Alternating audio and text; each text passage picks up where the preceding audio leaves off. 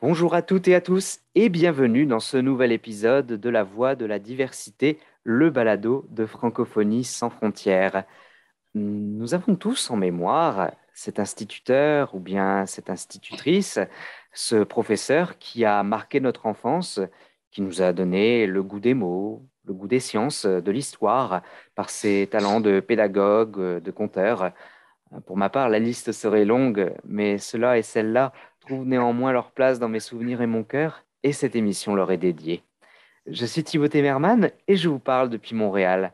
Pour cette émission, nous recevrons deux invités, l'un en Louisiane, et il s'agit de Nicolas Launay, ainsi que Yvains Rumbold, depuis la région de Port-au-Prince en Haïti. Et à la fin de l'émission, nous aurons également notre chroniqueuse Servane Ledréau depuis Orléans, qui nous partagera une chronique au sujet de l'initiative 10 mois, 10 mots.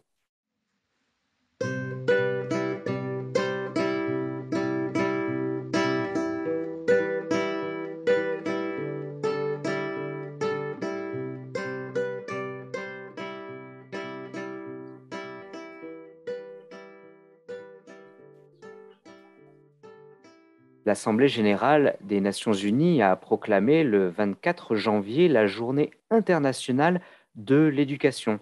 Ceci afin de célébrer le rôle de l'éducation pour la paix et le développement. Cette année 2022, le thème est changer de cap, transformer l'éducation. Et nous voulions profiter de cette occasion pour consacrer une émission sur ce thème et puis nous concentrer plus particulièrement sur la région des Amériques en donnant la parole à deux personnes impliquées sur ces questions d'éducation ou qui ont un regard sur ces questions d'éducation. Je vous les présente tout de suite. Nous avons donc Nicolas Launay. Bonjour. Bonjour Thibault. Alors, vous êtes enseignant à l'école d'immersion North Lewis Elementary School à la Nouvelle-Libérie ou New Iberia en Louisiane. Oui, depuis 3 ans.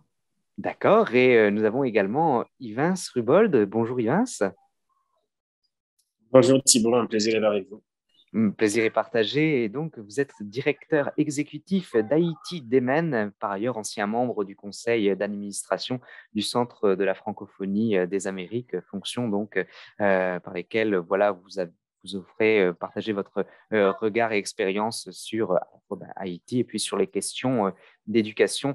Et c'est pourquoi je vais commencer avec vous, Yvains. Voilà, pourriez-vous tout simplement nous décrire brièvement la situation du français en Haïti, parce qu'on a tendance à présenter ce pays comme étant francophone, bilingue, parce qu'il y a le créole haïtien, mais qu'en est-il vraiment, s'il vous plaît? Alors, en Haïti, le français a le statut de langue officielle, mais la langue nationale, c'est le créole haïtien qui vient effectivement du français et d'autres langues latines et africaines. Donc, dans la région Caraïbe, le français existe dans 3 contextes linguistiques différents. Et dans le cas d'Haïti, c'est le deuxième contexte qui est celui de langue seconde après le créole. Donc, il y a aussi langue première après le créole et langue officielle, mais aussi le français comme langue étrangère. Mais les professeurs d'université, ceux qui font de la recherche sur le français en Haïti, ils disent que les 3 existent aussi en Haïti. Par exemple, on dit que le français, il peut être considéré comme, pour la majorité des Haïtiens, des écoliers haïtiens, comme une langue étrangère parce que c'est à l'école qu'on fait le premier contact avec le français. C'est-à-dire, il y a beaucoup de gens qui apprennent le français à l'école, mais il y a des gens qui sont élevés dans des familles où le français est la langue première. Donc, du coup, ça devient langue première, langue maternelle. Et donc, les 3 réalités existent en Haïti. Et là, maintenant, en 2018, l'OIF avait fait un recensement, d'après les statistiques de l'Organisation internationale de la francophonie, il y aurait près de 4 600 000 personnes à parler le français en Haïti. Donc, ce qui ferait près de 42% de la population, 42 à 43% de la population d'Haïti. Maintenant, on est à environ 12 millions. Donc, c'est sûr que ce chiffre a augmenté. Mais voilà, le français, il est parlé par un bon nombre d'Haïtiens, mais il y a aussi un bon nombre qui ne parlent pas du tout cette langue. Et il y a un bon nombre qui le comprennent. Et il y a aussi une autre catégorie qui parle à la fois le créole et le français équitablement. D'accord, même question pour vous, Nicolas Launay. Le français, langue minoritaire, malheureusement, en Louisiane, mais qu'en est-il de sa situation, de sa dynamique? Alors aujourd'hui, en Louisiane, on parle bien moins français qu'il y a 100 ans, mais bien plus qu'il y a 50 ans. Donc ça, c'est une évolution qui est très favorable.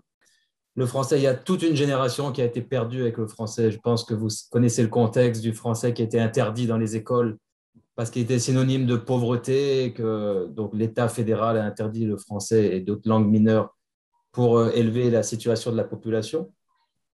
Donc aujourd'hui, on a deux tranches d'âge qui parlent français. C'est les très vieux, je vais dire au-delà de 70 ans, en essayant de vexer personne, et les très jeunes qui ont moins de 20 ans, grâce aux écoles et aux programmes d'immersion. Donc on a ces deux communautés qui vivent avec la francophonie et qu'on essaye de joindre le plus possible par divers projets, divers programmes. Et voilà. Mais en tout cas, le français est très populaire ici, très peu parlé, mais très populaire. Les gens aiment l'idée du français, ça leur rappelle des souvenirs d'enfance. Combien de gens qui nous disent, mes parents parlaient français, moi je n'ai pas pu le parler, je suis tellement heureux d'entendre les enfants le parler. Donc il y a encore une grande dynamique autour de ça qui permet de faire beaucoup de projets, qui permet d'avancer, même si ça reste encore très minoritaire et que ce n'est pas une langue d'usage. Des projets dont nous aurons l'occasion certainement de reparler, mais vous le citiez, vous êtes professeur en immersion. En quoi cela diffère des cours en langue étrangère? Et, enseigner en immersion, ça veut dire enseigner en français en fait. Moi, je ne donne pas particulièrement de cours de français. J'en donne forcément et puis j'adapte mon discours. Mais ce qu'on me demande dans le cadre de ma mission ici d'immersion, c'est d'enseigner ma langue, en fait, d'enseigner avec ma langue. Donc, le programme d'immersion, du coup, il est très divers parce qu'on a des professeurs des quatre coins du monde francophones et qui viennent enseigner leur langue. Donc, on n'a pas un français basique, mais on a vraiment une situation francophone. Les collègues canadiens viennent enseigner leur français canadien, les collègues africains viennent enseigner leur français africain. Moi, j'enseigne mon français de France, un peu teinté de créole aussi parce que j'ai grandi aux Antilles, tout proche de chez Yvain, c'est en Guadeloupe. Et tous ces Français se mélangent ici. Donc, on a des influences vraiment diverses et on n'a pas un français type qu'on enseigne. Et je dirais même qu'on essaye encore plus d'intégrer le français acadien, le français cajun, pour que tout ça se mélange et finalement, ça fait une dynamique commune qui a plusieurs diversités. Voilà. Le but vraiment de l'immersion, c'est la communication. On n'est pas dans un français académique avec beaucoup de grammaire. Le but, c'est de communiquer, de partager du vécu. Et peu importe l'origine, peu importe, pour faire du lien avec ce français dans le monde et l'intérêt que les enfants pourraient tirer de cet apprentissage. Du côté d'Haïti, Yvain Srubold, vous aviez commencé à en parler, mais dans quel cadre apprend-on le français chez vous? Et on comprend que les défis en matière d'infrastructure de manière générale, et y compris en matière d'éducation, sont très grands actuellement en Haïti. Alors, bon, moi, je fais partie d'une expérience personnelle parce que le premier contact avec le français, c'est vraiment à l'école, dès la maternelle. C'est déjà, parce que les manuels scolaires qu'on utilise, ce sont des manuels qui sont écrits en français. Alors, le paradoxe, c'est que même si on ne parle pas français, lorsqu'on est petit, on est confronté à une langue qui est étrangère à ce moment-là. Et on est un peu forcé d'apprendre dans cette langue qui n'est pas la nôtre, et parce qu'on parle créole, en fait, à la maison et tout.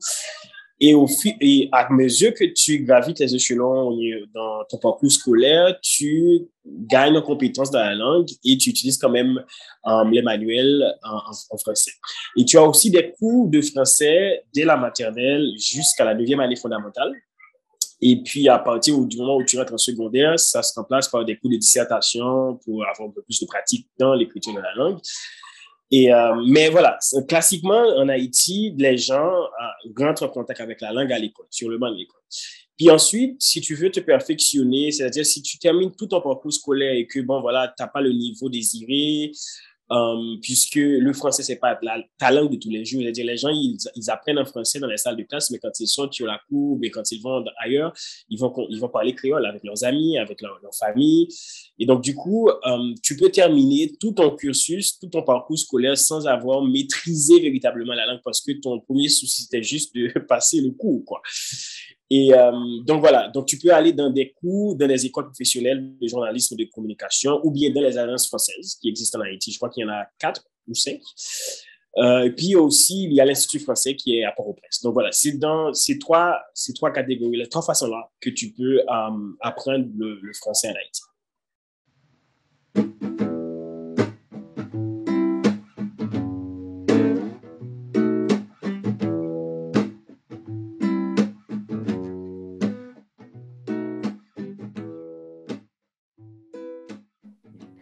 Nicolas Launay, donc dans votre école, la North Lewis Elementary School dans la ville de New Iberia, qu'est-ce qui plaît le plus à vos élèves, que ce soit en termes de matériel pédagogique, de contenu, ou bien quel projet, vous parliez de projet tantôt, vous avez pu mettre en place pour voilà, susciter davantage leur intérêt, leur curiosité pour la langue française?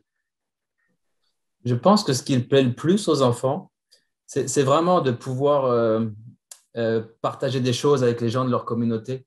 Et ils sont vraiment mis en avant pour cela. On a beaucoup de visites et moi et mes autres collègues, on fait intervenir autant qu'on peut des intervenants extérieurs. Et c'est souvent du coup des anciens qui sont francophones et qui viennent partager leurs expériences ou leurs connaissances. Et pour les enfants, de comprendre qu'ils ont accès à ce patrimoine et cet héritage, je pense qu'ils saisissent les enjeux très tôt et c'est vraiment quelque chose de très important pour eux. Quand on leur demande de faire un projet assez libre, on passe toujours avec ça. Ils proposent toujours d'aller voir les anciens, que ce soit dans des tables françaises, que ce soit de faire des concerts pour les communautés, que ce soit… Voilà, c'est très vivant. Ils aiment le partage et donc c'est ce qu'on propose aussi. Et de faire le lien avec le passé et l'héritage de la Louisiane, ça leur tient vraiment à cœur. Ouais. Si tu permets, Thibaut, je voulais revenir sur un élément de réponse que j'avais oublié par rapport à la façon dont on apprend le français en Haïti. Donc, j'avais omis la période de l'université qui aussi, quand tu rentres à l'université, tu as aussi des cours de français et de créole. En fait, de toute façon, durant toutes tes années scolaires, tu as des cours de français et de créole, que les mêmes français 1, français 2, créole 1, créole 2, dépendamment du métier que tu apprends.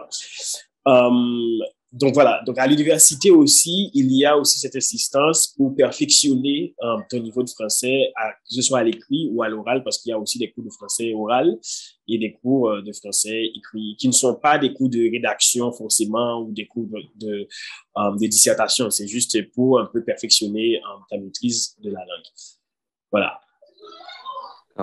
Et puisque voilà, vous avez la parole, Yvan Struvold, je voulais vous demander, voilà, est-ce que cet aspect de transition, oui, de transmission du passé, est-ce que c'est aussi quelque chose voilà, qui intéresse, qui motive l'apprentissage du français en Haïti?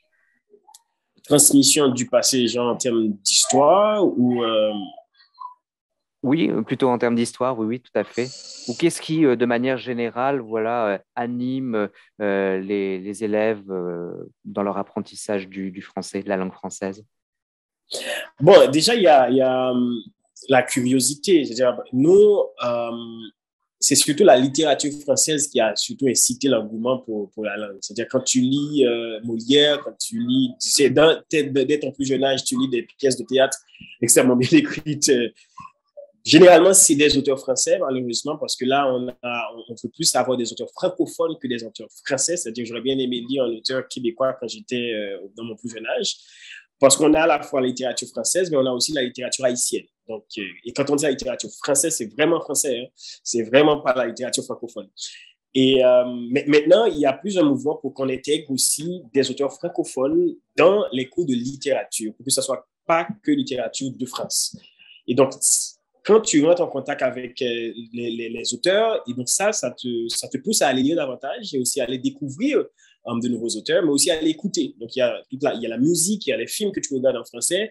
Tout cela contribue à te pousser à comprendre mieux la langue. Et dans le cas d'Haïti, c'est un peu ça. Il y a aussi une pratique aussi en Haïti, beaucoup d'auteurs qui écrivent en français et des auteurs qui chantent aussi en français.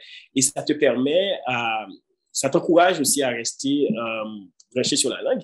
Mais maintenant, l'engouement, c'est surtout sur le créole haïtien. C'était parce qu'à un moment, le français était sur un piédestal. On estimait que le créole était une langue inférieure par rapport à ce qui se passait en Louisiane. Par exemple, on critiquait les gens parce qu'ils parlaient français, mais maintenant, en Haïti, on critiquait les gens parce qu'ils parlaient créole en salle de classe. Et maintenant, on voit qu'il y a surtout, c'est l'envers qui se produit. On veut que les gens parlent créole et qu'ils ne mettent pas le français au piédestal comme il était avant.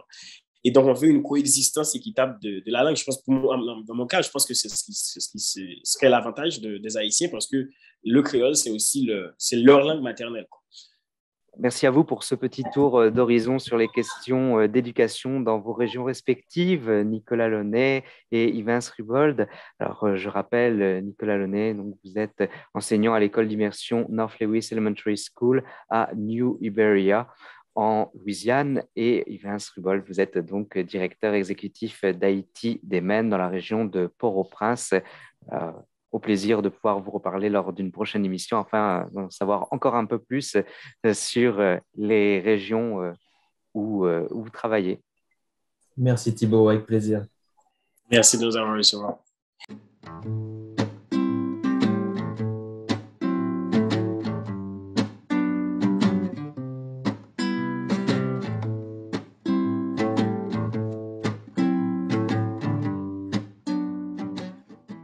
Nous avons tous des mots préférés parmi les langues que nous parlons, soit que nous aimons leur sonorité ou bien leur signification. Et c'est, je crois, sur cette émotion que joue l'initiative « Dis-moi 10 mots » dont vous voulez nous parler. Servane Ledréau, bonjour. Bonjour Thibaut, bonjour chères auditrices et chers auditeurs. En effet, je voudrais vous parler de l'opération « Dis-moi 10 mots », « Dis-moi 10 mots ». C'est une opération de sensibilisation à la langue française qui invite chacun et chacune à jouer avec les mots et à s'exprimer sous une forme littéraire ou artistique. Alors, en quoi consiste ce projet, Servane ? Alors, chaque année, une thématique et 10 mots illustrant cette thématique sont choisis par les différents partenaires francophones du réseau OPAL. Alors, le réseau OPAL, c'est les organismes de politique et d'aménagement linguistique. Ce réseau est composé des organismes de gestion linguistique des pays et régions francophones, représentant la Fédération Wallonie-Bruxelles, la France, le Québec et la Suisse romande, ainsi que l'OIF, l'Organisation internationale de la francophonie. Et quel est le thème de cette édition ? L'édition 2021-2022 est placée sous le signe de l'étonnement, avec le thème « Dis-moi 10 mots » qui détonne. Alors, mot d'ordre choisi pour partir à la découverte de la langue française dans sa diversité. Les 10 mots sélectionnés sont décalé, ébobie, médusé, saperlipopette, farcé, caille ou caillis, divulgaché, tintamarre, époustouflant et pince-moi. Donc 10 mots qui font partie de la francophonie. Alors, je pourrais vous donner la définition de chaque mot. Donc, c'est d'après le Robert et le dictionnaire des francophones, qui est donc un dictionnaire très récent qui est sorti l'année dernière. Décalé signifie surprenant, inattendu. Ébobie, qui est étonné au point d'en être interdit vivement. Médusé, ça veut dire frappé de stupeur. Saperlipopette, c'est un juron ancien qui marque l'étonnement. Par exemple, saperlipopette, où sont passées mes chaussettes. À répéter 10 fois très vite. Voilà. Époustouflant, sidérant. Et pince-moi, une expression qui marque l'étonnement, la surprise, et en particulier le fait de ne pas arriver à croire ce qu'on voit ou entend. Par exemple, pince-moi, je rêve, je n'y crois pas. Alors, ce qui nous fait 6. Et est-ce que des mots issus d'autres régions de la francophonie ont été choisis cette année? Alors oui, donc les 4 autres. Farcé, qui est un mot plutôt utilisé en Mauritanie, Réunion, Mali, Sénégal, qui dans ces régions veut dire plaisanter. Une particularité pour la République démocratique du Congo, c'est un peu le même genre, c'est sauf que c'est faire une blague, mais de façon un peu plus en parole, voilà, faire une blague, une farce à quelqu'un pour le tromper. Caï, c'est une expression utilisée plutôt au Tchad, qui est une exclamation marquant l'étonnement, la surprise. Et puis vous avez aussi divulgacher, qui est plus un mot utilisé au Québec, et peut-être d'ailleurs dans la francophonie, j'ai pas, voilà. Qui en France, on va dire spoiler. Donc les Québécois ont bien sûr créé un mot, et ça c'est quand même une bonne chose, pour quelque chose qui va être divulgué prématurément, un élément clé de l'intrigue d'une œuvre de fiction, qui va donc gâcher l'effet surprise ou le plaisir de la découverte, ce qui est très désagréable de divulgacher quelque chose, notamment pour les séries. Et puis le dernier mot, tintamarre. Alors ça c'est quand même un mot qui est connu dans toute la francophonie, hein, c'est un grand bruit discordant, ensemble peu harmonieux de sons. Mais en Acadie, il a un sens particulier. C'est une fête où l'on s'amuse à faire du bruit en frappant sur des casseroles. N'hésitez pas à nous faire part de l'utilisation que vous faites de ces mots dans votre quotidien en écrivant à Francophonie sans frontières. Alors, le concours Dis-moi 10 mots est ouvert à tous et à toutes dans la francophonie, mais il existe des concours particuliers pour les écoles. C'est souvent d'ailleurs dans les écoles que se passe ce concours. Un concours aussi dans les centres pénitentiaires et dans les centres hospitaliers. Alors, les résultats sont divulgués au moment de la semaine de la francophonie au mois de mars. Bien sûr, pour participer, il n'est pas nécessaire de s'inscrire, vous pouvez aussi juste écrire pour le plaisir. Alors, vous trouverez un livre à télécharger sur le site du ministère de la Culture français, www.culture.gouv.fr. Ce livre comporte des jeux de mots, des nouvelles écrites par des auteurs et autrices francophones. C'est un outil idéal pour apprendre le français en s'amusant. Lancez-vous, amusez-vous et laissez libre cours à votre imagination. Merci beaucoup pour cette chronique, Servane. Et un dernier mot pour conclure cet épisode de La Voix de la Diversité. Merci. Merci en effet à vous qui nous écoutez aux 4 coins de la francophonie. À l'animation, Timothée Herman depuis Montréal. Merci encore à nos invités, Yvain Rubold depuis la région de Port-au-Prince en Haïti, ainsi que Nicolas Launay depuis la Louisiane. Merci encore à notre chroniqueuse Servane Ledréau depuis Orléans. N'oubliez pas de vous abonner à notre balado pour ne manquer aucun épisode, de nous laisser une note ou un gentil commentaire, cela nous encourage beaucoup. Musique originale Florent Cheminal, réalisation Sophie Amel Dufour, une production Radio Francophonie sans frontières, FSF 2022. Pour nous rejoindre, notre adresse courriel radio.franco-sans-frontières, frontières avec un S, @gmail.com. Nous vous disons à la prochaine, portez-vous bien.